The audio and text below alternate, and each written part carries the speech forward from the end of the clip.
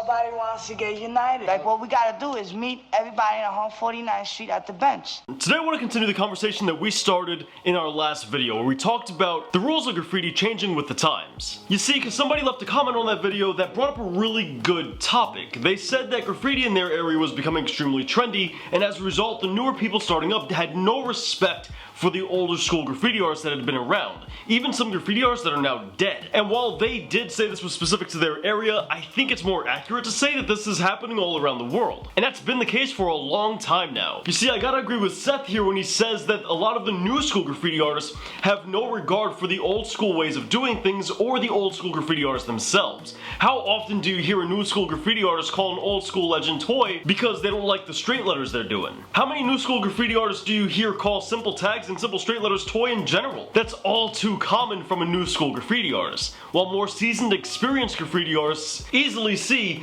a basic hand style or even a basic straight letter and they can recognize why it's dope. Now, I'm a believer that that kind of insight comes with years into the game, because let's be real, when all of us first started, whether you hopped on graffiti because it was a trend or whether you actually enjoyed graffiti before it became a trend, none of us had that insight to be able to peek under the hood of other graffiti artists' work. That's something you gain the better you become. I think what I find most kind of jarring about this whole entire experience is that nowadays we're getting a lot of graffiti artists who don't take the time and also don't care about the history of graffiti. You get a lot of graffiti artists who also want to just skip over hand styles and throw-ups. Now, while no one's asking any new graffiti artist to be the next JA, it is something that you should at very least practice and get comfortable with if you want to go ahead and do graffiti. And it's impossible, it's absolutely impossible to call yourself a writer while at the same time you don't do any hand styles or throw-ups. A writer specifically is somebody who does graffiti in the streets. And I feel like nowadays that's another thing that you're seeing really common is people kind of just hit one or two DL spots and then they take to Instagram or they take to YouTube and they post it on social media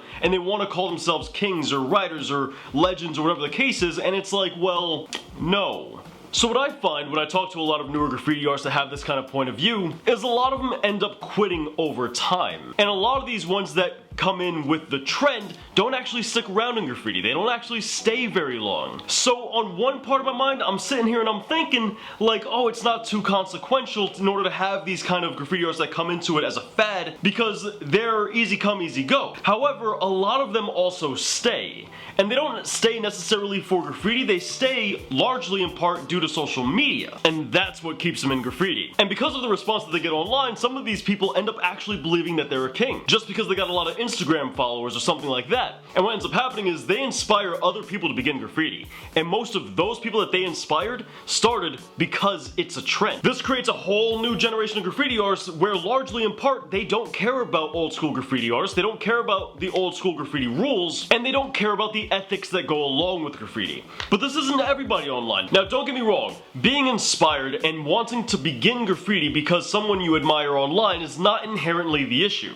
The issue lies in not seeking further information and deepening your knowledge about the ethics and rules of graffiti. And while a lot of the information out there can be sparse, the information is out there in books like Subway Art and movies like Style Wars. Not to mention the fact that I've done a pretty good job of uploading a lot of that information myself. Now if we take it back to New York, back when Stay High 149 was like just starting out, and the other pioneers of graffiti as well were just in the infancy of their graffiti careers. Obviously back then graffiti was not very mainstream, clearly. But when you had things like Style Wars and Subway Art finally releasing to the world, I'm sure you had an influx of a bunch of new graffiti artists that started because of those things. And you gotta understand, even as far as back then, rules were still different. And the question becomes, did those people listen to the rules? At what point do we draw the line of what rules need to be broken in order to grow and what rules need to remain the same?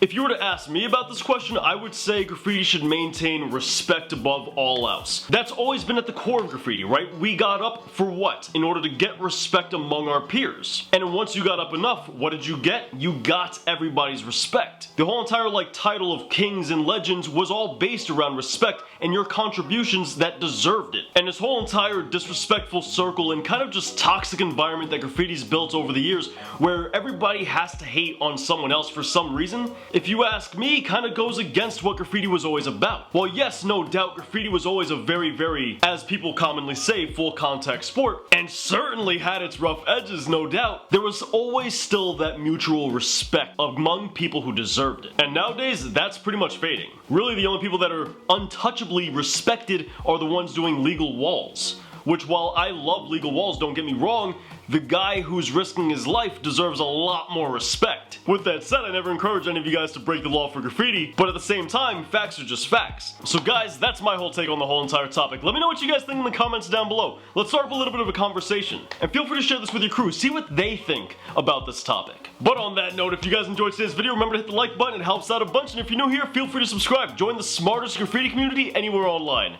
I'll catch you guys next week. Thank you for watching. Peace.